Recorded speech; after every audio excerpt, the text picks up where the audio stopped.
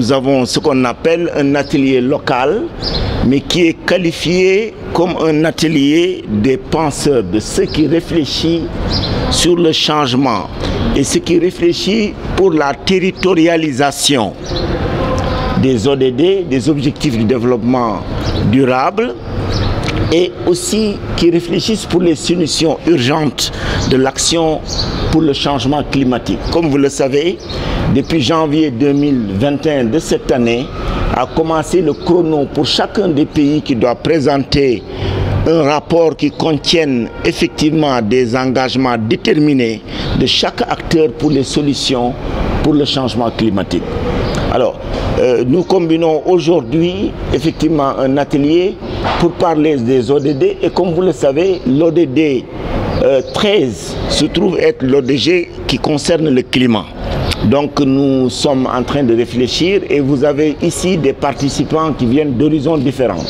Vous avez le CNCR qui représente les paysans du Sénégal, mais vous avez aussi une forte fédération des habitants du Sénégal qui est un groupe de plus de 3000 femmes qui sont des victimes des inondations qui sont les mieux connues, qui sont les inondations dans le département de Pikine et Guédiawaye, qui depuis 20 ans sont en train de lutter pour sortir la tête de l'eau.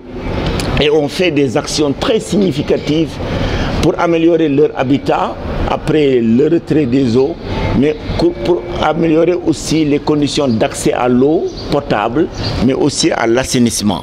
Voilà, c'est dans ce sens-là qu'aujourd'hui nous sommes venus à Saint-Louis, qui est un territoire.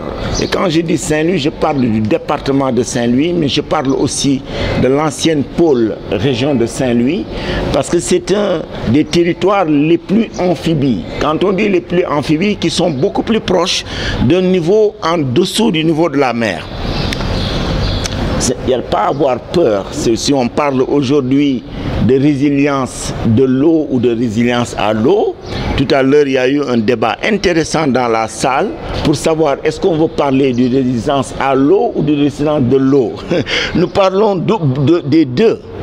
Alors, et pour cela, nous devrons même appliquer beaucoup plus à la résistance de l'eau. Vous pouvez voir de l'eau sans avoir de l'eau. Alors donc voilà, donc en guise d'introduction, je voulais dire.